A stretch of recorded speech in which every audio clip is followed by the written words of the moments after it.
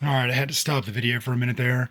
Um, for some reason, it got really hot in my house, and I'm suffocating in this room. I closed the door so the cat wouldn't get in here and bother me while I was doing this. All right, so I started talking about rolling the dice, but I forgot that Johnny just got killed. I had intended to just strike back with Johnny, but Johnny was dead. Reed cannot strike back because if you look at his base, he does have a 0 damage, so he needs to base or he needs to use that giant reach. And I did forget to put the die on his card, but I do remember that I rolled a 4. So Reed has a 4 on his die on his card, a 4 die on his card, and that shows that he's got the giant reach is equal to X, where X is 2, or the value of the die on the card, whichever is greater. So Reed could hit from 4 out, which is right here, just a few short of Doom. So Reed's not really going to be able to do much other than outwit Doom, which is what we did, so that Impervious is not there on Doom's dial anymore. And now what we're going to do is go ahead and use Thing. He's got a special ability, so we're going to have to look at his card. And this video is pushing 30 minutes. The other one was already 20. But Thing's got a 9 movement, and he's got a white box there, so it shows that he's got a special ability. All right, so it shows it's clobbering, it shows sometimes you got to break stuff. So he's got the charge ability, which again, you can look at the PAC to see exactly what charge does. Basically, you give your character a move action. You cut their value, their move speed by half. So Bins would be 9 divided by 2 is 4.5. You always round up. So he can charge 5 squares away. And that little movement character with the little explosion in the brown circle basically means that he can run through blocking terrain. Blocking terrain are things like walls, noted by the extremely thick black border, or if we look all the way over here, that brown border, that's essentially outdoor blocking terrain.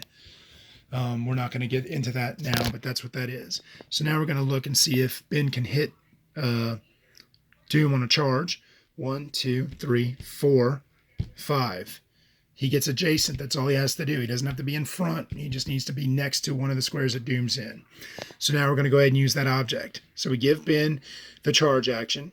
We reduce his speed from 9 to 5. Again, it's rounded up. We place him here. Now we get to make a close attack. This is where this object that he's holding is going to come into play. So we look at Ben's dial. And again, the light's not great in here, but we see that it's an 11 on the attack value.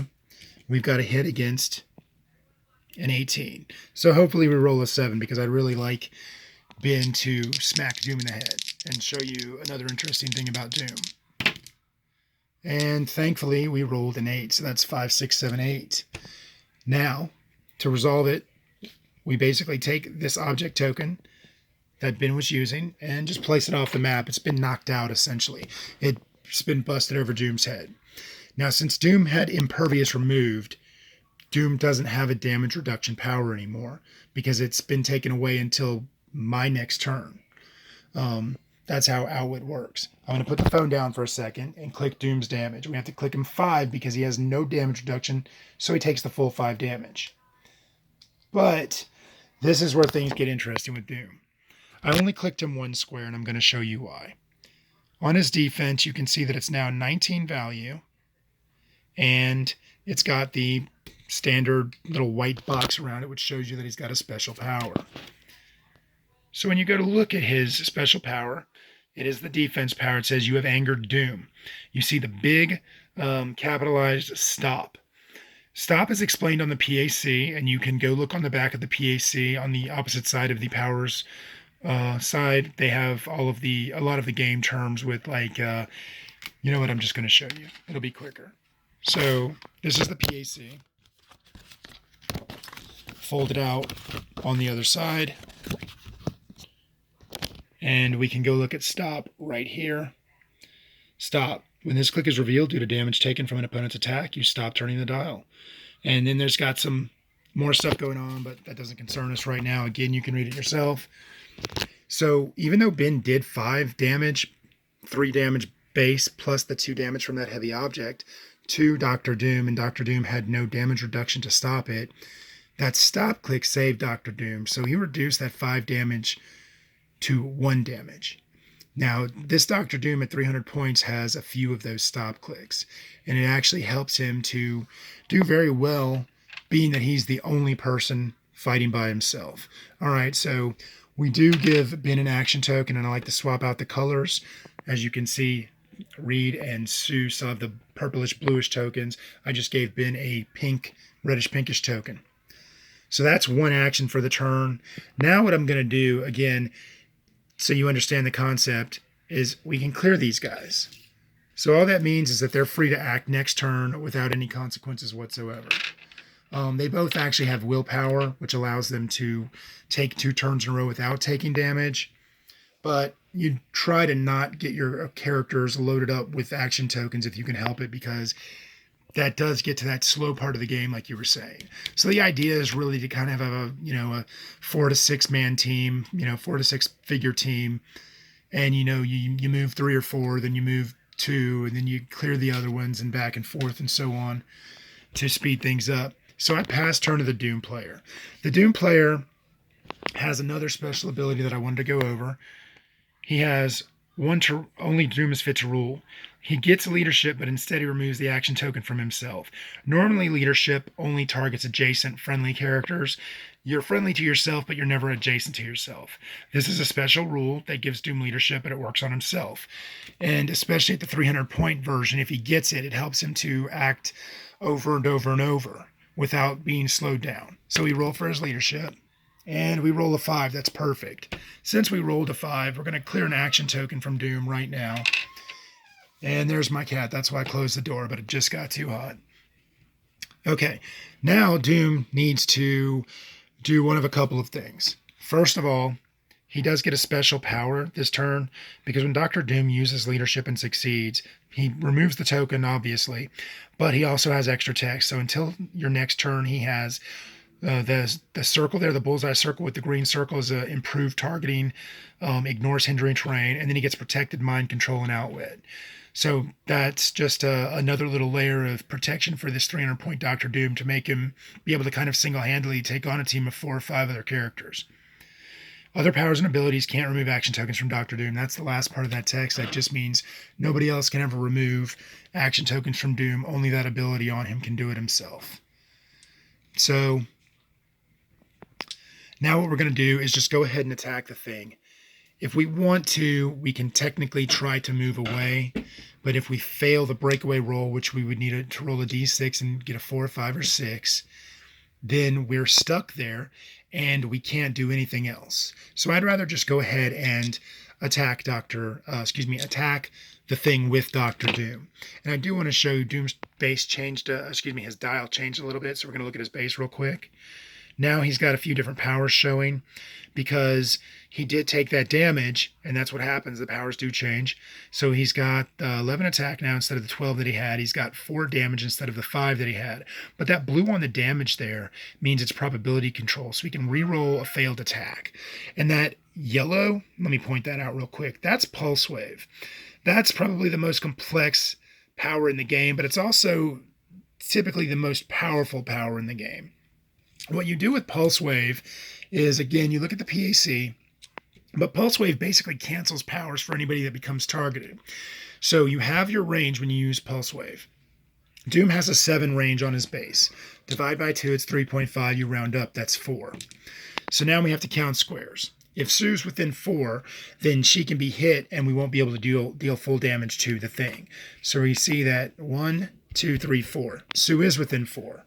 So if Dr. Doom wants to use full value of his Pulse Wave, he would actually have to use his running shot ability, which is, again, the gray box in the winged boot area of the dial. And again, you can look at running shot, and you just you look at your PAC, and all you do is just have your movement and move that much. What we're going to go ahead and do is we're going to just cheese it for the example. I rolled a 6 to break away using running shot, because running shot is an action that allows you to, we're going to just go ahead and read it for this purpose. It's right here on the front page. So running shot is a power move. You have your speed, and then you move. then you get a range action at no cost. So we have his speed. Again, it's an 11, halved is 5.5, rounded up is 6. So he can move up to 6. Then he can make an attack with Pulse Wave. So all we're going to do is move him to where he's out of the range of Sue, so that Sue can't be in that Pulse Wave. And the reason for that is because, I'll show you in a minute with Pulse Wave, we're going to move him 1 back. That's all we need to do, because we just need him to be 5 away from Sue, which he is now. So now we're going to go ahead and look at Pulse Wave in more detail. This is already going longer than I expected. I may as well be a little more coherent with it, right?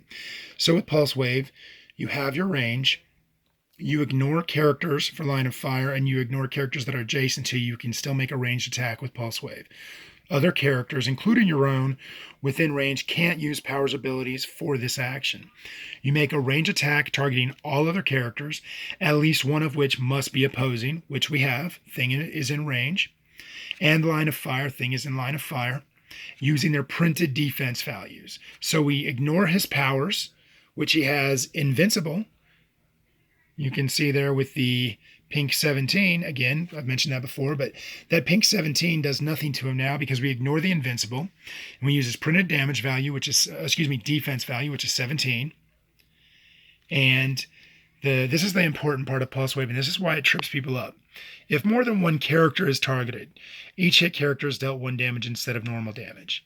That's why it's so important to only target one character with Pulse Wave, because it ignores defensive powers, it ignores defensive boost to +1 to defense.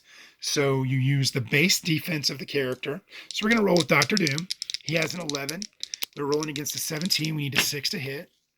And this is actually perfect because now I get to use probability control. Obviously, I could have set it up. This is just a tutorial.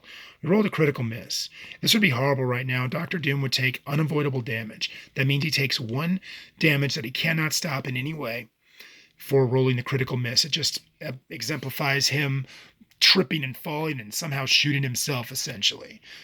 Think what you want of it. But because Dr. Doom, again, has that blue power there, in the damage, that's probability control. Allows you to re-roll dice once per turn. And, oh, wow, talk about luck. So now we roll a critical hit with Dr. Doom after just getting a critical miss. That critical miss automatically makes Thing become hit. And it increases Doom's 4 damage by +1 to 5 damage. So now I'm going to put the phone down for a second, and we're going to click Thing 5 clicks. 1, 2, 3, 4, 5. And because these are at the 75-point bases, they do only have about 5 clicks of life. So we've already KO'd the Thing now, after already taking out Human Torch. All right. I know this video is really crude, really fast, and I know it got broken up because I had to stop it to open up the door so I didn't suffocate to death. But hopefully this will give you a better understanding of what's going on with the basics.